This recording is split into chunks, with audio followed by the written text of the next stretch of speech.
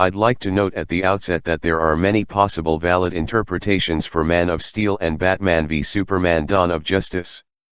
I'm not trying to argue that this one is somehow definitive. I've seen a number of excellent analysis videos for Man of Steel and BvS. And although each one emphasizes different facets of the films, their respective central ideas are harmonious. The various interpretations don't contradict one another. And I think that will be the case here as well. These two films can be inspected from many different angles, and I'm just exploring a core theme that I happen to notice, and then I use it as a centerpiece and run with it. And I have no idea if what I observe here was even intentional on Zack Snyder's part. Or how much of it is intentional, I should say, because it is obviously a central theme. But in all events, I do feel that the interpretation is cogent, and it offers a very thought-provoking and hopefully satisfying way of appreciating the two films. So I hope you will enjoy this particular trip down a rabbit hole that we're about to take. It is an idea that despite its fantastical elements makes the films ironically relevant to real life, should we ever actually one day discover some key things about ourselves and the universe we inhabit. Time will tell. Alright, so what is the thesis? This analysis of Man of Steel and BvS explores the possibility that embedded within the two films is an allegory for the human psyche's reaction to answering the age-old question, are we alone in the universe? Man of Steel is very much a science fiction film about humanity's unmistakable, worldwide level first contact with an advanced extraterrestrial civilization. In my opinion, Man of Steel is actually much more of a first contact film than it is a representation of the traditional comic book character.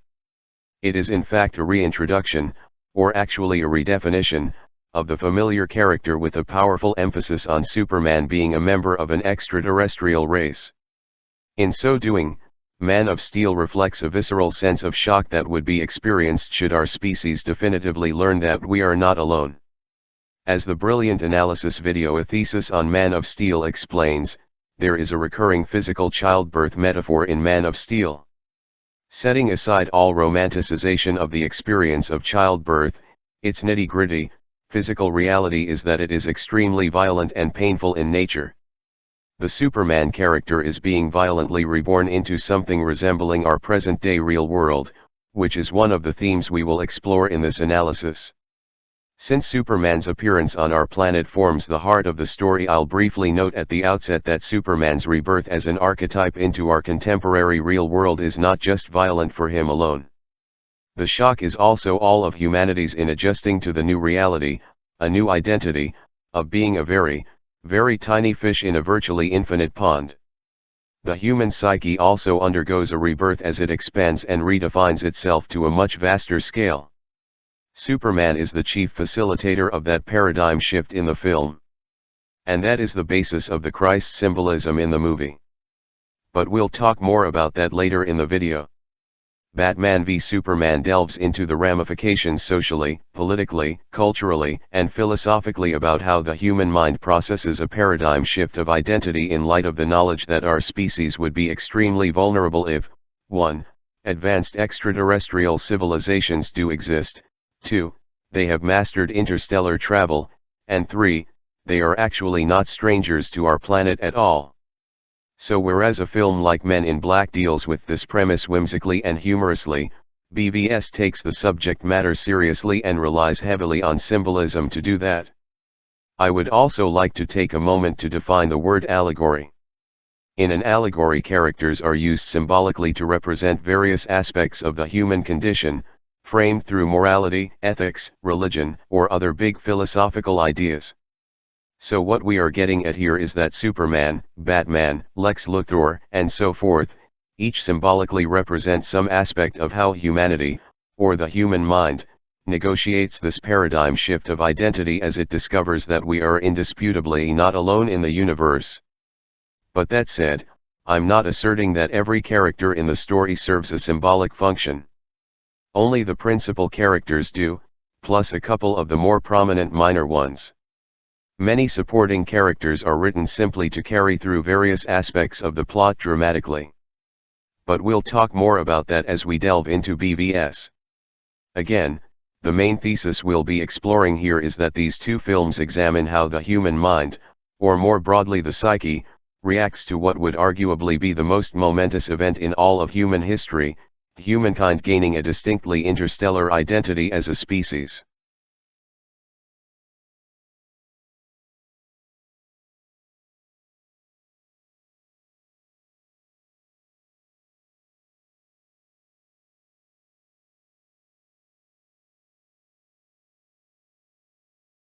That's something I've never I've never felt like a movie should exist in the real world before, but I feel like Superman should. Like it should be, we've designed the movie as like a movie that we shoot on location a lot and, in real settings with real situations, because I feel like the most realistic movie I'll make is a movie with Superman in it, which I think is ironic, but in some ways right, because I like the idea that in order to support him, like that's never exist, like Superman's never existed that way, right? Like in some ways, for me to do a stylized Superman movie is the Superman movies that have all been made, because they're all Superman movies that all the Superman movies that have been made exist in some sort of weird stylized world where like everyone's like apple pie and Chevrolet and it's like madness, right? Like it's like an American dream in a weird way. So the idea for me is like, or the thing I find interesting is that being able to release the character from that world, that stylized world where he's been stuck and shackled, and bring him to our world and see what he does.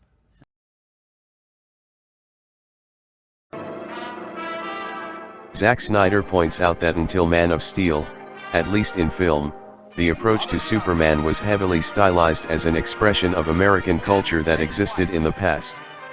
It is a vision of society that reflects a sort of rose-colored, romantic nostalgia about what makes American society great. And clearly during the first 3 decades in which Superman has been around, American society had an abiding sense of trust in its core institutions. Society trusted authority and didn't question it. Superman as the big blue Boy Scout was very much aligned with the authority structure, assisting law enforcement with his superpowers and even working as a member of the press in his alter ego identity. Superman reflects society's faith and trust in what came to be termed the establishment during the late 1960s. It is widely held that Superman symbolizes the best within us morally as human beings. And also to a very great extent he innocently reflects trust and faith in American society and its noblest ideals. But much has happened culturally and historically since Superman's early days. The Vietnam War and Watergate began a process of exposing the great lies, or propaganda, that all societies use, including America, to essentially manipulate and control their populations. A steady erosion of that former confidence and blind trust has continued unabated since that time. If Superman is to exist as realistically as possible today, and for him to be most relevant to our real world, which he deserves to be, the setting Superman occupies should reflect that the level of trust in government, law enforcement, the press, military, and other basic institutions, has changed dramatically since the period during which the character was established.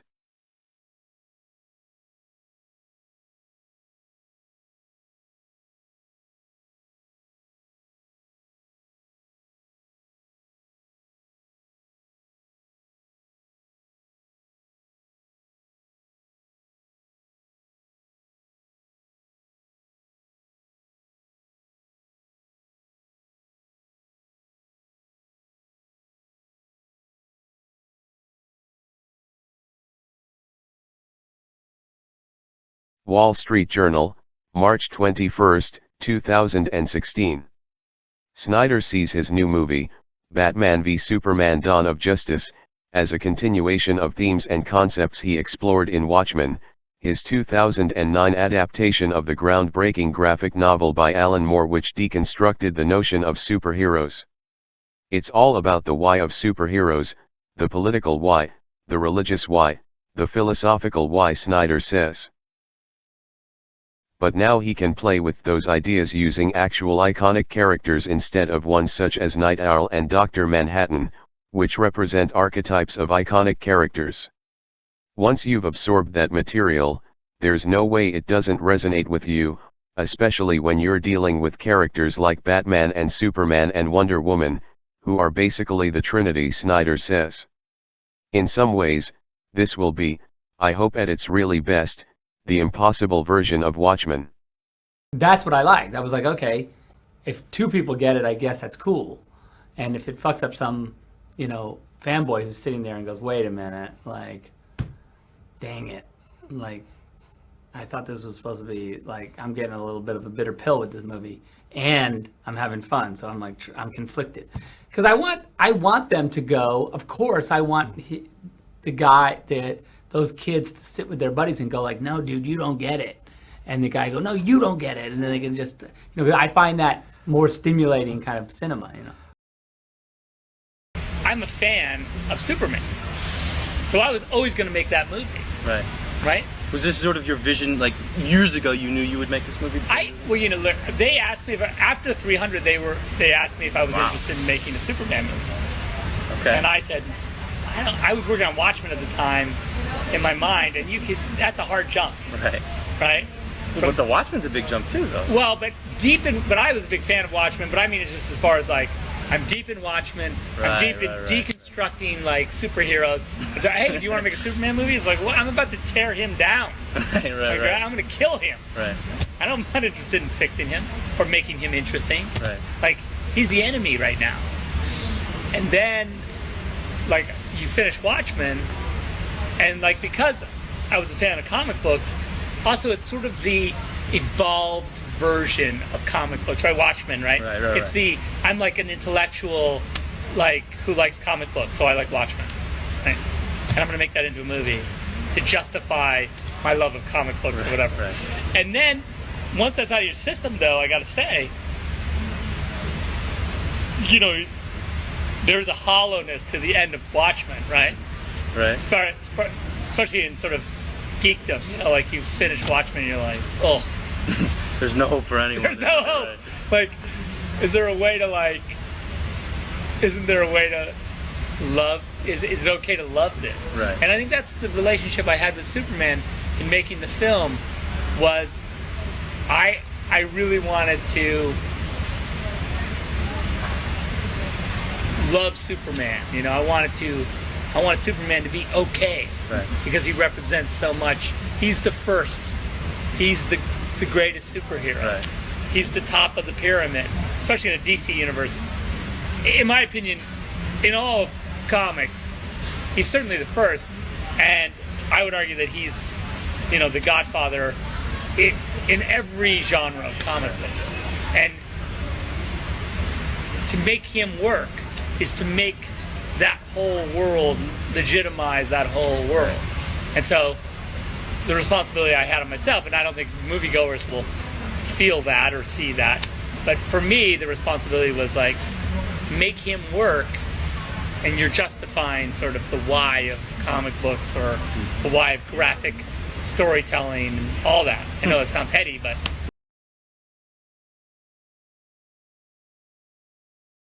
I take this to mean that in Zack Snyder's view, Superman is representative of all superhero mythology itself. To place Superman in our real world, is to deconstruct superhero mythology in general. Thus Batman v Superman deconstructs superhero mythology. The superhero is no longer an innocent reflection of what in BvS's prologue Bruce Wayne so eloquently terms a beautiful lie.